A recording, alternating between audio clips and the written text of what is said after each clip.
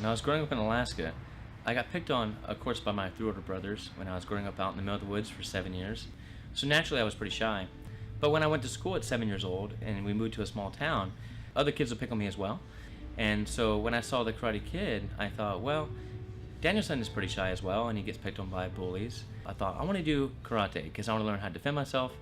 And plus I was so shy, I really did it for confidence.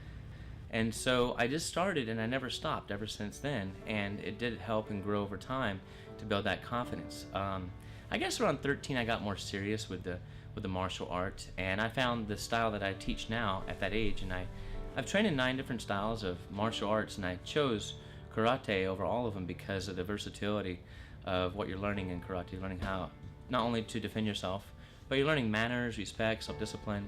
You're developing good character, and that's what karate does, is it helps build good character. The sense of commitment is different in the States than in Alaska, because in Alaska, there's not much to do. You get bored, you pick something.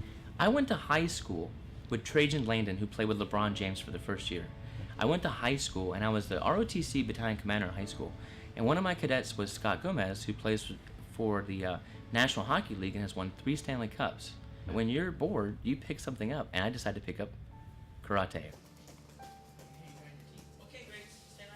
When I got picked on, I saw other kids getting picked on that I didn't feel like they should have. Like, for example, I saw a girl with Down syndrome getting picked on at age 9. And I thought, well, why are they picking on her? She did nothing wrong. And then I thought to myself, maybe one day I can help someone like her.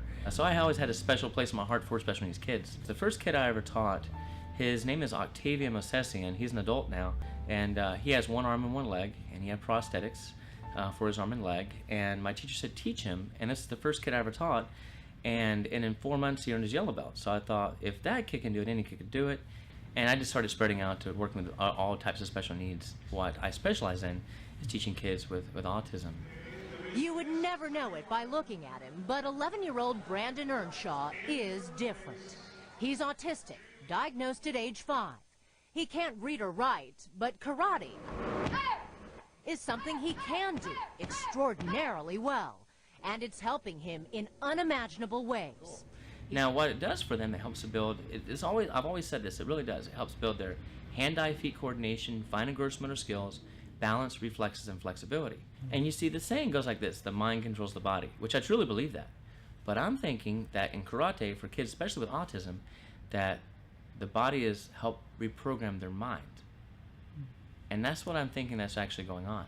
Earlier this month, Brandon competed in the National Karate Championships. He was one of more than 4,000 competitors, one of only 12 in his age group, and the first autistic child ever to qualify. The reason why I think karate is the best is because it involves the manners, respect, self-discipline, and the students earn their belt. Everything they earn it. I've had kids come to my school that are black belts, that are like 8, 9 years old with autism. And I say, really? They're a black belt? Because in our school, we don't have any kids so far that are black belts. We're working on that, but it takes a long time. And the reason why that is because we're certified worldwide. So our standard is very high. So the boy that's on CNN News, he's only halfway to black belt. He's been with me for 8 years. That tells you the standard is very high. So therefore, when he earns his black belt, he will have earned that black belt. We talk about, giving kids things, before they earn it. See, in our school, you have to earn your belt. There has been people that have failed the belt test. If you ever go to a martial arts school and no one ever fails the belt test, then why even have a belt test? Because everyone is expected to pass anyway. This is the attitude of a lot of parents. They say, well, I want my kid to have more than what I had. And I understand that, because I grew up with not having much myself, actually. But don't just give it to them. You got to make them work for it like everybody else. That's the problem. You give it to them, and then they take it for granted. Everything happens for a reason. I really, truly believe that. Everything in my life has happened for a reason. I think I was born to teach karate. But more specifically, I was born to teach special needs kids and to help those special needs kids.